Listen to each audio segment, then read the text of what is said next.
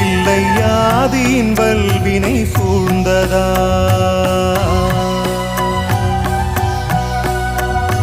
அம்மையும் அப்பனும் தந்ததால் இல்லை யாதியின் வல்வினை சூழ்ந்ததா இம்மையை நான் அறியாததா